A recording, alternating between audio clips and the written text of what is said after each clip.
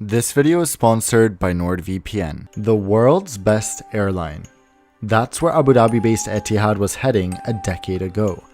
They had just placed the largest aircraft order in aviation history, worth $43 billion at list prices, and were being showered in awards. Meanwhile, neighboring Emirates and Qatar Airways were coming up alongside them to form the three largest and most powerful international airlines in the world. So what happened? The losses just keep mounting for Etihad Airways. The Abu Dhabi-based airline on Thursday reported $1.28 billion worth of losses. This follows around $1.5 billion of losses in 2017 and nearly $2 billion of losses a year earlier. How did Etihad Airways go from such a bright trajectory to losing almost $5 billion in just 3 years and cancelling the majority of their aircraft orders? After all, Etihad is the flag carrier of the United Arab Emirates and the incredibly rich emirate of Abu Dhabi. How could Emirates compete and become profitable while Etihad, who arguably has a better onboard product, could not? Well, we need to go back in time to see exactly what happened. Originally, the Middle East had only one big airline connecting the region with the world. Do you know which one? Gulf Air, which we now know as the national airline of Bahrain. Originally, Gulf Air was jointly owned by Bahrain, Qatar, Oman, and you guessed it, Abu Dhabi. Qatar was the first to withdraw in 2002 to focus on its fast-growing national airline, which we of course now know and love. And the next year, the Sheikh of Abu Dhabi decided it was time to withdraw from the airline as well, which led to the formation of Etihad Airways. Usually when launching and certifying an airline, it's a lengthy process. But given the money was not a problem for young Etihad, they were able to launch their first route to Beirut in November 2003, the same year they were founded. Just like me, they wanted things to go fast, but when you go fast, things get risky. I want to go really fast. It went too fast. Just 7 months after their first flight, Etihad placed an attention-grabbing order. Etihad's chairman proclaimed that he could not recall a time in aviation history when a startup operation barely 8 months old has had the confidence, resource, and ambition to place orders for 36 new wide-body aircraft with a combined value of over $7 billion. The order included A330s, A340s, and even the A380 in its second year of operation. A few years later, they placed their famous order at Farnborough Airshow, the largest in aviation history at the time, for over 200 aircraft, many of which were wide bodies. This set the scene for Etihad's massive growth to go from nothing to one of the world's largest airlines, connecting all 6 continents in the span of a decade. Unfortunately, this is when things started to go wrong. In my unprofessional opinion, the main reason Etihad has suffered so greatly is their Etihad Partners initiative, which was probably one of the biggest mistakes made by any airline in aviation history.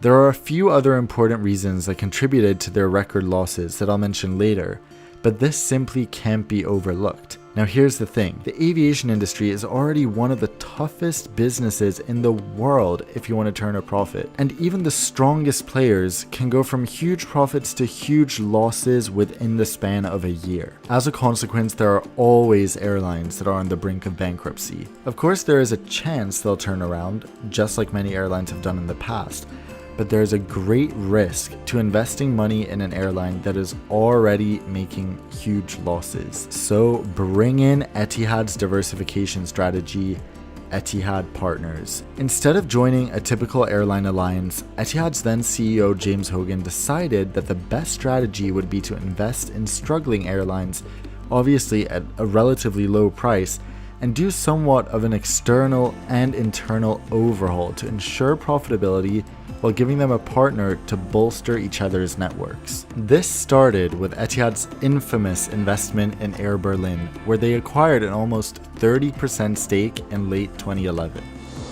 Abu Dhabi-based Etihad Airways is to spend €73 million to increase its stake in Air Berlin to almost 30% and will loan it nearly €200 million.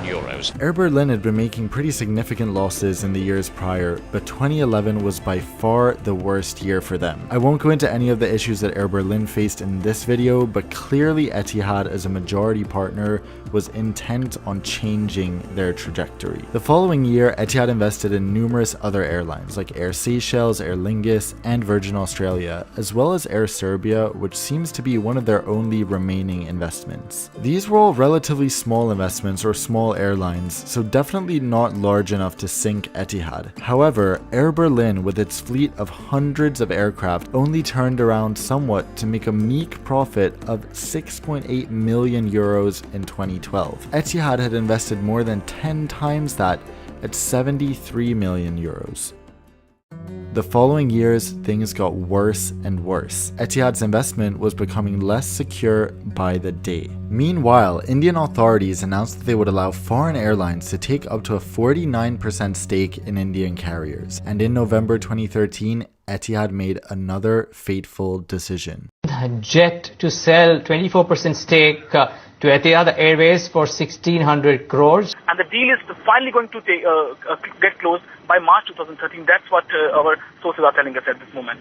They bought a 24% stake in India's largest airline, Jet Airways, for $379 million.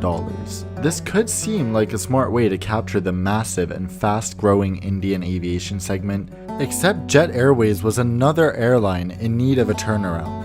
This brings us to 2014, in my opinion the height of Etihad Airways and the most significant year in its history. That year they released one of my favorite airline ads ever, which perfectly embodies the potential of what Etihad Airways was and could become.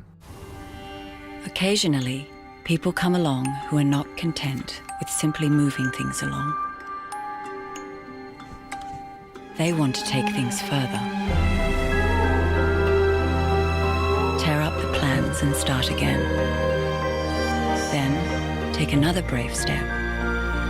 They will see the future and knock down the walls to reach it. Insist the dream is possible. Overcome all indecision and take a running jump into the uncharted.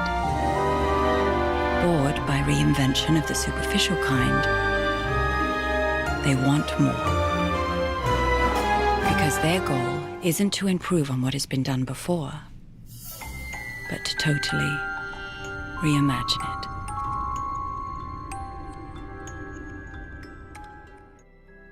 With airlines around the world using the A380 as an opportunity to showcase the best in luxury travel, Etihad Airways revealed their revolutionary new product and branding. And Etihad succeeded.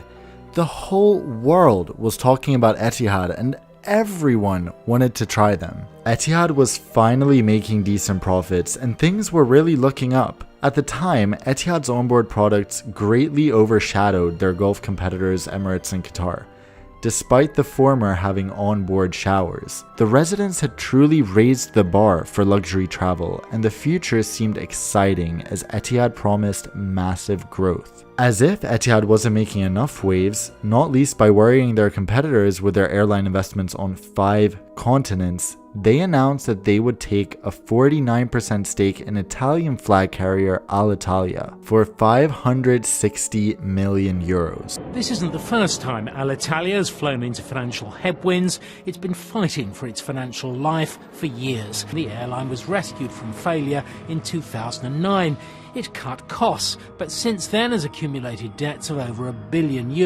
I've flown Alitalia and thought it was fun.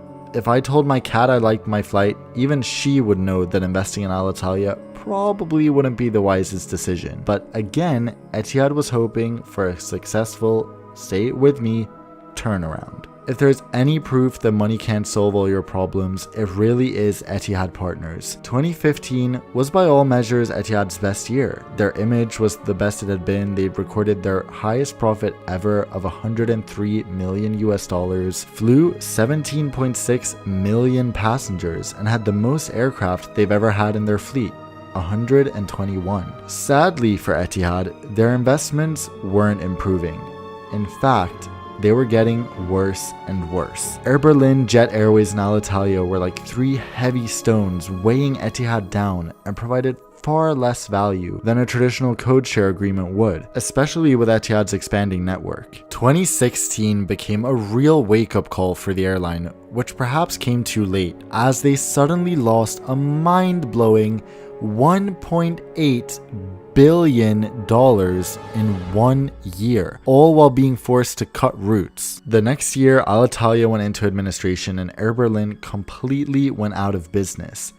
2017 is the year when the airline realized the extent to which their current investment strategy, which differed greatly from Emirates and Etihad at the time, was ruining them. The management was immediately changed, but it was too late. Emirates and Qatar Airways had managed to build networks that were so large that the profitability of individual routes was not as important as the economies of scale that they managed to achieve. After all, operating 7 flights per day to London is a lot cheaper per flight than operating 1, 2, or 3. Given their dire financial state, Etihad could no longer sustain loss-making routes, and burdened by their enormous order book, the airline started to cancel routes one by one. Just to give an example of how bad it got, they halved their service to the United States in pretty much 1 year, canceling routes and frequencies to cities that Emirates and Qatar Airways continue to serve profitably due to their scale. Things got better in 2017 and 2018 though, with around $300 million less in losses each year. They still totaled losses of $1.5 and $1.2 billion respectively. As if this wasn't enough, their other major investment, Jet Airways, had been draining their cash this whole time. And unfortunately, the airline went out of business in 2019. The smaller airlines like Air Seychelles or Virgin Australia haven't done much better. 2019 was also the year when Etihad officially abandoned any plans of competing with Emirates or Qatar as a super connector, and effectively ended the ME3 as we know them. Instead, Etihad would focus on Abu Dhabi with less reliance on connecting traffic. This also ensured the airline would focus on routes with enough demands for travel to and from their hub rather than their wider network. Most significantly, Etihad cancelled almost all their unfilled orders for new types of wide bodies and retired their whole A330 fleet, which had previously been the backbone, mainly to focus on the versatile and economic 787. It's fascinating to think what could have been if Etihad had continued its meteoric rise. Could they ever have been profitable? If so, under what circumstances? If you guys have any theories, I'd love to hear them in the comments below. For now, I think I speak for most of us when I say that we can only hope Etihad Airways returns to profitability eventually and figures out how to survive in this brutal industry. Personally, I think it will be difficult for Etihad to ever be truly profitable in its current form. Not only does the airline have a larger fleet than necessary to serve Abu Dhabi, but competitors are also popping up everywhere to take even more market share as Etihad struggles with its identity between a premium and a low-cost carrier. One thing seems clear though, as the industry shifts toward more point-to-point flights, the necessity for Middle Eastern superconnectors will decrease unless they can take us to increasingly exotic and underserved markets. For Etihad, their initial dream of ever becoming a true global connector will likely never come true. And at this point, that's probably for the better. I'd like to thank NordVPN for sponsoring this video, which is appropriate since the Middle East is one place where you really appreciate a good VPN. It took me literally dozens of flight connections before I realized that the reason my FaceTime or Skype didn't work was because the government blocked them. And even now I forget, but having NordVPN saved on my phone helped me every time. Even if you're not traveling through the Middle East right now, there are so many other benefits to NordVPN. Have you guys ever been watching a TV show and then you go abroad or you travel and it's not available anymore? Or you want to watch a TV show that you know is available on certain sites, but for some reason it's not available in your country? Well, the good news is that NordVPN lets you bypass that. All this in addition to the obvious benefit, which is added cybersecurity. So go to nordvpn.com/nonstopdan or use coupon nonstopdan to get a 3-year plan with 70% off plus 1 month free. The link is at the top of the description.